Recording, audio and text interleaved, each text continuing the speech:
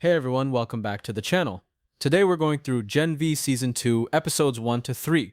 These episodes are absolutely packed with tension, grief, and secrets, and their endings hit hard with shocking twists that set the stage for the rest of the season. I'll walk you through the story step by step, then explain what those endings really mean. So let's dive right in. Episode 1, New Year, New You. The episode begins with a chilling flashback set in 1967. Scientists experiment on themselves with a mysterious blue serum connected to Compound V. What starts as a desperate attempt to unlock power quickly turns horrific. Bodies collapse, faces distort, and the screen reminds us that the road to superpowers has always been written in pain, blood, and death.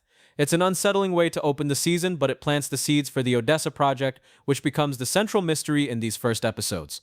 Jumping to the present, Godolkin University is trying to put its bloody past behind it. After the events of Season 1, Vought and the administration are working overtime to spin the narrative into a new beginning. They paint the tragedies as growing pains, promising students and parents that this year will be different. But under the shiny surface, our main characters are fractured. Marie is on the run, hiding from the world and struggling with guilt, while Jordan and Emma remain trapped in El Marais. Cate, who betrayed her friends last season, now works to manipulate the system, securing Jordan and Emma's release, but it's not free. In exchange, they're forced to participate in a propaganda speech, parroting Vought's carefully written lines to absolve the university of blame. Throughout the episode, the ghost of Andre looms large. His absence is painfully obvious. Slowly, through tense flashbacks, we learn what happened.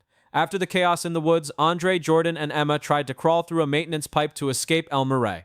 At the end of the tunnel, they found a massive sealed steel door. Andre stepped up, straining with all his power to bend the metal. He pushed himself far beyond his limits, veins bulging, body trembling, determined to free them. But in that moment of desperation, his body betrayed him. He collapsed, suffering a stroke, and died right there in front of Emma and Jordan. His death is both heroic and heartbreaking.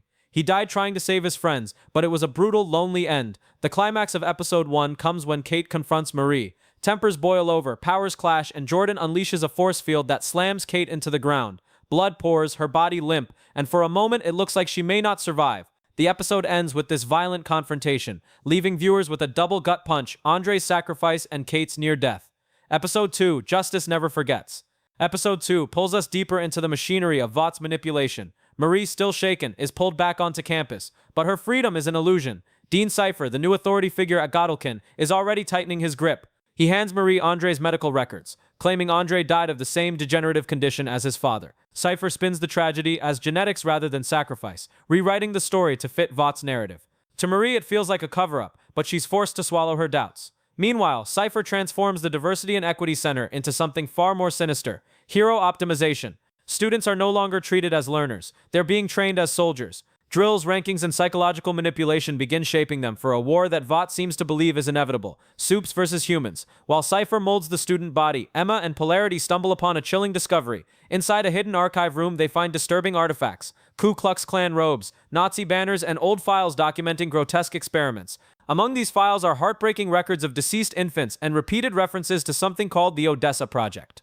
It becomes clear that God-used history is steeped not just in corruption but in eugenics, secrecy, and death. At the same time, Cate lies in a hospital bed after Jordan's attack. Weak, fragile, and barely conscious, she becomes a target. The quiet is shattered when medical personnel in her room are suddenly murdered. The scene turns chaotic. Blood on the walls, screams cut short. The episode ends in horror, leaving us questioning who orchestrated the attack and whether Cate will even survive.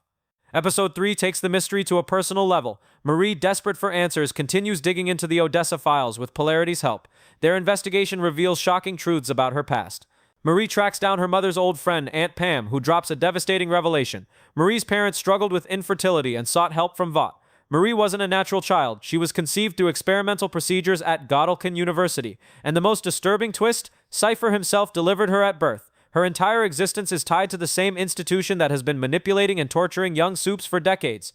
While Marie wrestles with her identity, Cate is discharged from the hospital. But she's not the Cate we knew. Her memory is fractured, her powers unstable, and her confidence shaken. She's alive, but her role in the group is uncertain. Meanwhile, Jordan continues to rise. Despite their internal struggles with identity and leadership, they climb to the top of the rankings at Godolkin, earning recognition as the #1 student.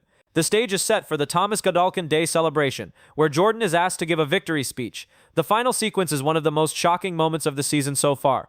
Jordan stands on stage, the crowd cheering, the spotlight shining. But instead of giving the polished speech Vought expects, Jordan breaks the script.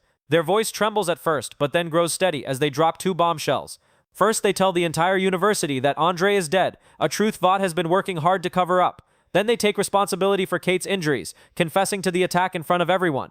The episode ends with stunned silence, gasps, and the weight of shattered illusions. The trust within the group is splintered, and Godolkin itself is shaken. Jordan's confession doesn't just expose secrets, it destabilizes the careful narrative Cipher has been building, and it may ignite a full-scale rebellion. What it all means. The endings of episodes 1 through 3 weave together grief, conspiracy, and identity in a way only Gen V can. Andre's death isn't just a farewell to a beloved character, it's a wound that haunts the survivors and fuels their actions. Cipher emerges as the season's true puppet master, reshaping history, rewriting deaths, and molding students into weapons. The Odessa Project looms as the biggest mystery, tying together the past experiments, Marie's birth, and God-used darkest secrets. For Marie, the revelations about her origin cut to the bone. She's not just fighting corruption, she's fighting for the truth of who she is. For Jordan, the pressure of leadership pushes them into a dangerous but powerful moment of honesty, shattering Vaught's lies in front of everyone. For Emma, guilt and fear grow heavier each day, and for Cate, survival may come at the cost of her memory and control. These first 3 episodes prove one thing: Season 2 is not holding back. It's darker, more emotional, and more brutal than ever, and the stakes are climbing with every ending. If this is how the season starts, we can only imagine how explosive the finale will be. So that's the full breakdown of Gen V Season 2, Episodes 1 through 3. What did you think about Andre's sacrifice, Cipher's manipulation, and Jordan's public confession? Do you think the Odessa Project is connected to Homelander and the larger world of the boys? Let me know your theories in the comments, and don't forget to like, subscribe, and hit that bell so you don't miss our breakdowns of the rest of the season.